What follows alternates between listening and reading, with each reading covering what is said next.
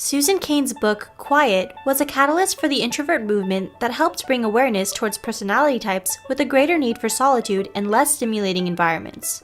With 1/3 to half of the world's population made up of introverts, it's great that we finally began to acknowledge and talk about their unique set of traits and tendencies.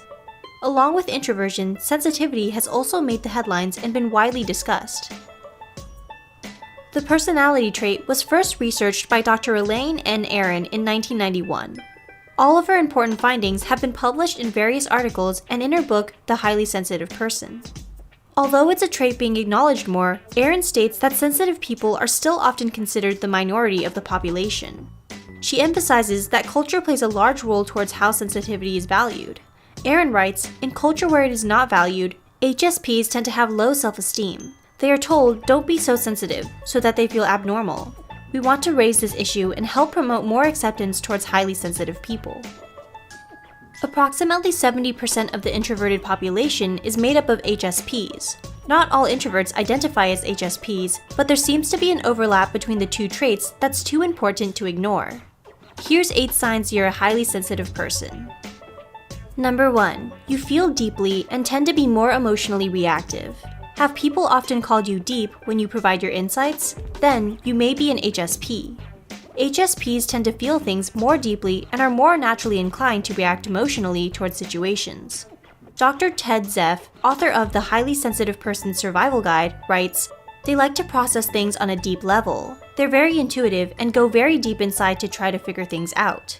Overall, HSPs are empathetic and care a lot for others when they are having a tough time. Since your emotions run deep, when others suffer, you can also feel their pain. This helps you stay open-minded when you can easily put yourself in the shoes of another and understand what that person is going through. Number 2. You prefer to exercise alone.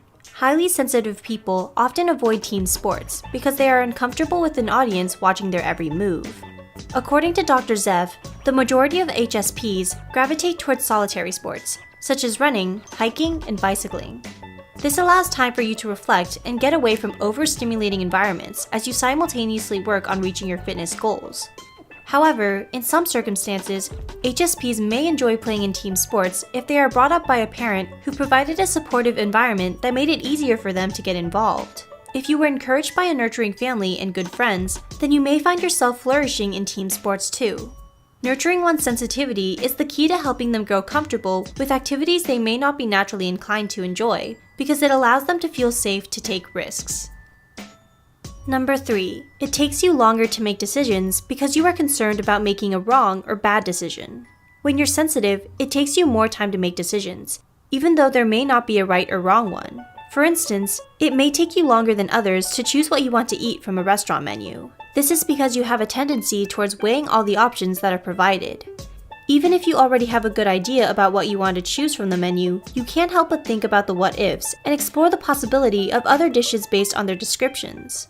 As a result, when it comes to making big, life-changing decisions, such as where you want to move or what career you want to work, you may often feel paralyzed and overwhelmed by the various potential outcomes you imagine from each possibility. Number 4. You pay attention to subtlety and small details in general. You're sensitive to changes in your immediate environment and the people who surround you. You may notice the small details, such as the new color someone paints their nails or the tiny crack on someone's lamp that wasn't initially there. When you identify as a highly sensitive person, it's hard for you to miss subtlety because you're prone to reading between the lines. Generally, as someone who has a lot welling up inside you, you make it a habit to notice things because everything affects you strongly. Number 5. You are highly conscientious and have extremely good manners. When you're highly sensitive, you care a lot about the way you present yourself and how your own actions may affect others. You tend to be considerate towards others' needs and want to do things in a way that creates convenience, rather than causing trouble for them. You put a lot of effort in even the smallest actions, such as making sure you put an item back where you got it from as you're shopping to prevent troubling a staff member to do it. You're the type of person to always thank your waiter at the end of the night for their service and leave a generous tip. It leaves you feeling uncomfortable when you're not exhibiting polite mannerisms to the best of your ability. Number 6. You are prone to having anxiety or depression, especially if you've had many bad past experiences. As an HSP, if you experienced a lot of negative events in your life, you may have developed anxiety or depression over the years. According to Dr. Erin, this is because your nervous system often operates in anxious mode when you don't feel safe in your environment. Your nervous system is meant to alert you about potential danger, so when it's used to doing that in abundance, it causes you to stay on edge for long periods of time. This is why it's crucial to have parents who nurture your sensitivity with just the right amount of care. If they make you feel ashamed for being sensitive, it prevents you from understanding and using your sensitivity in a productive way that can help you grow. But if they protect you too much because of your sensitivity, then it may cause you to have difficulty making transitions in life and adapting to new situations. Number 7. Violent or horror movies are not your cup of tea. When you're highly sensitive, you are overly stimulated by violent or horror films that sensation seekers often get a good adrenaline rush from. Realize that there's nothing wrong with turning down horror movies. Your nervous system will be much happier that you did what's best for you. Number 8. You work well in team environments. When you're highly sensitive, you tend to be a deep thinker. This makes you a valuable person in team settings because you're able to analyze situations and figure out how everyone's strengths and talents can be used to help the team work more efficiently. In addition, you can also identify many of the pros and cons when it comes to decision making. However, you may not be comfortable with being the person in charge of making the actual decisions. Instead, you may like to play the role of someone who negotiates and helps facilitate discussions, rather than the person who has to take action.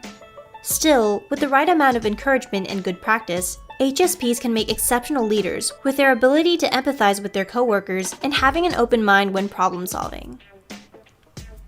Would you consider yourself a highly sensitive person? Do you agree with these points? Leave your thoughts in the comments below. Don't forget to subscribe, and thanks for watching.